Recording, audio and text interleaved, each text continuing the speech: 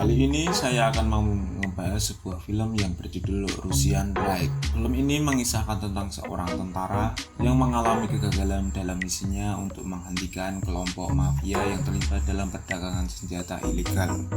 Kejadian ini dipicu oleh emosi yang meluap-luap saat ia melihat sosok yang dahulu telah membunuh ayahnya. Akibatnya, ia dipecat dari militer dan terpaksa beralih menjadi tentara bayaran. Tugasnya yang unik mengatasinya untuk tidak menggunakan senjata api, termasuk dalam kasus membunuh musuhnya. Namun, di balik segala larangan itu, jadi kejadian tak terduga yang membuat terlibat dalam situasi yang lebih rumit dari sebelumnya. Bagaimana menurutmu? Apa keseruan yang bisa diharapkan dari film ini? Ayo kita mulai cerita tanpa menunggu waktu yang lama.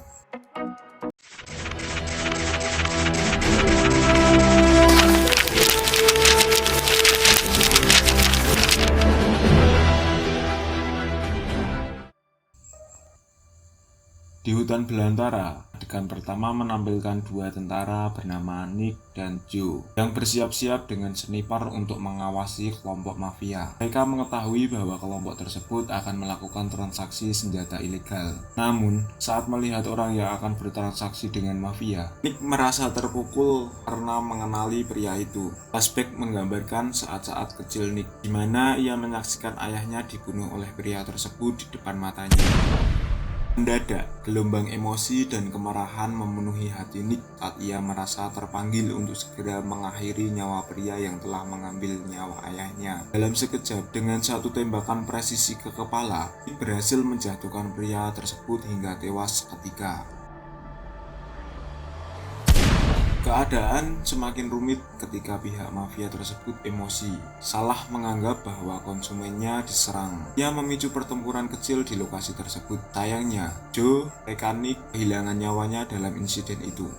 Kegagalan dalam menjalankan misi membuat Nick harus dipecat dari militer karena gerakan impulsifnya yang salah sasaran. Dampaknya, Nick pulang ke rumah kakeknya. Sejak kecil, sang kakek telah merawat Nick setelah kepergian ayahnya. Selama bertahun-tahun, Nick memanfaatkan waktu untuk melatih dirinya menjadi seorang yang mematikan. Setelah beberapa waktu, Nick mengambil keputusan untuk meninggalkan rumah kakek dan bertemu dengan rekannya yang bernama Sergei. Kemudian, Sergei menawarkan Nick pekerjaan sebagai tentara bayaran untuk merebut kendali sebuah pabrik minuman keras. Nick akan dibantu oleh 10 preman jalanan dalam menjalankan misi tersebut. Tidak hanya itu, ada juga seorang wanita bernama Yasa yang akan bergabung dengan tim Nick. Sergei memberikan petunjuk tentang cara bermain dalam misi kali ini, yaitu Nick dan timnya dilarang keras menggunakan senjata api atau membunuh siapapun.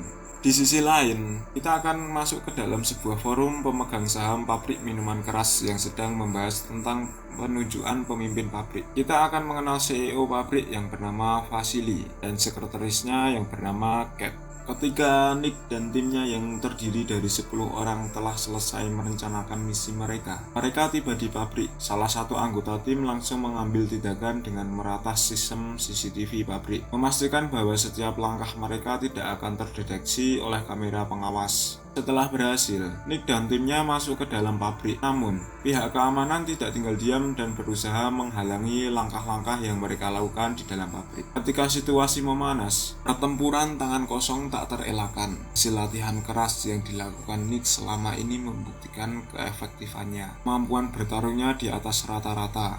Dan timnya yang terdiri dari 10 orang juga terlihat sangat terampil dalam bekerja sama, terutama dalam menghadapi pihak keamanan pabrik. Tidak hanya itu, serangan yang dilancarkan oleh Nick diketahui oleh kepala keamanan, dan informasi tersebut hampir saja mencapai kepala polisi. Namun, Sergei telah berhasil menyogok kepala polisi tersebut sehingga laporan tersebut diabaikan dan tidak diindahkan olehnya. Di sisi lain, Kat, sekretaris CEO, berusaha merekam kejahatan yang terjadi di pabrik tersebut. Sementara itu, Nick dan timnya berencana untuk masuk ke ruang pertemuan pemegang saham. Namun, tiba-tiba terjadi pemadaman listrik yang membuat situasi semakin rumit, meskipun alasan pastinya tidak diketahui. Vasily terlihat cukup terkejut dan panik dengan serangan yang dilakukan oleh Nick dan timnya. Untuk menutupi situasi, Vasily berusaha menyalakan pemadaman listrik dengan menggunakan generator cadangan. Setelah generator tersebut berfungsi, CCTV yang sebelumnya diratas kembali ke pengaturan awalnya. Dan hal ini membuat Vasily menyadari bahwa semua pihak keamanan yang dimilikinya telah dinetralisir oleh Nick dan timnya. Setelah menyadari penyerangan yang sedang terjadi, Vasily segera memerintahkan sisa penjaganya untuk mengambil senjata mereka. Nick telah bergabung dengan Sergei, dan Sergei mencoba untuk mengambil alih kendali pabrik. Namun hal ini ditolak keras oleh penjaga Vasily. Pertikaian pun tak dapat dihindari antara kedua pihak.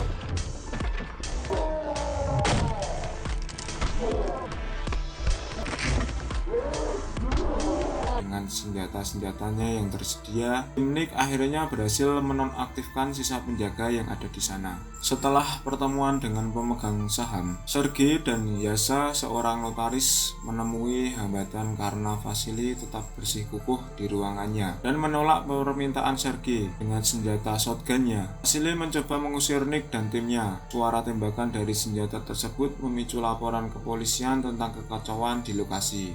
Namun, Sergei sekali lagi berhasil menyogok polisi tersebut. Pada saat yang sama, polisi memberikan ultimatum kepada Sergei agar tidak ada pertempuran menggunakan senjata dan memperingatkan bahwa tidak boleh ada korban jiwa. Setelah itu, anggota tim 10 mencoba mengungkapkan ketidakpuasannya mereka kepada Sergei karena keinginan untuk menyerang secara gegabah. Salah satu anggota tim 10 menemukan Cat dan berencana untuk memanfaatkannya agar Vasily mau keluar dari ruangannya. Namun, Nick yang menyaksikan hal tersebut meminta dengan tegas kepada anggota tim tersebut untuk tidak melanjutkan rencana tersebut. Akhirnya terjadi pertarungan yang menyebabkan tim 10 mendapati Nick sebagai pengkhianat, sehingga mereka memutuskan untuk menyerang balik kepada Nick. Namun berkat pelatihan yang telah dijalani, semakin memperkuat diri dan mampu mengatasi serangan dari tim 10, sementara dia terus berusaha untuk masuk ke dalam fasilitas. Melanjutkan cerita, Sergei akhirnya mengecewakan dengan tidak memenuhi janjinya dan justru memerintahkan tim 10 untuk mengakhiri Nick dengan kekerasan yang brutal.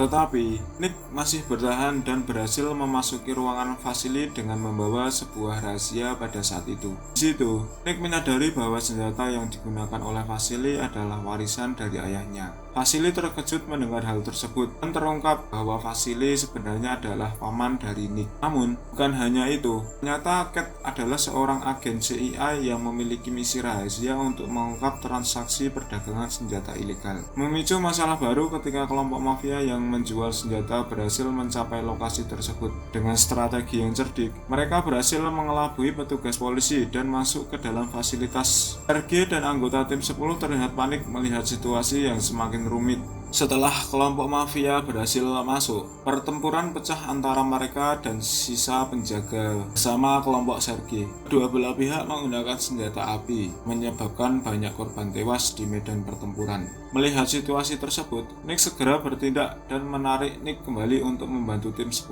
Namun, Sergei tetap bersikukuh untuk mengambil alih pabrik dan keinginannya itu terus memicu pertentangan. Merasa tidak terima dengan situasi, Sergei memberontak dan bersiap menyerang tim 10 serta Nick. Namun di saat yang sama, anak buah sendiri mulai merasa muak dengan tindakan-tindakan Sergei. Akhirnya mereka berhasil melumpuhkan Sergei pada saat itu. Kisah berlanjut ketika Nick mengambil alih kepemimpinan dan membawa sisa pasukannya untuk melarikan diri dari tempat itu.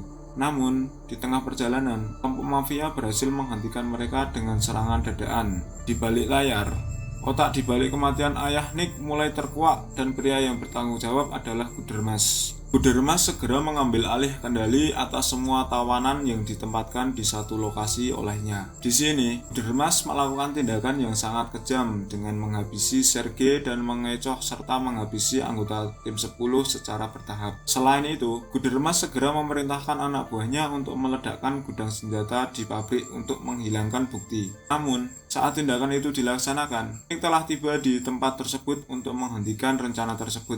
Nick berhasil menghabisi anak buah Gudermas satu persatu. Nick harus menghadapi Gudermas sendirian setelah kejadian tersebut. Sementara di sisi lain, Cat, Vasily, dan saya bersatu untuk membantu Nick yang sedang berusaha keluar dari pabrik. Dalam upaya mereka, seorang polisi baik untuk mencoba membantu Nick. Pertempuran yang sengit antara kedua belah pihak tak bisa dihindari. Cahya yang terpojokkan dalam situasi sulit memutuskan untuk melakukan tindakan heroik dengan menggoda sisa anak buah Gudermas untuk mengikutinya ke gedung senjata.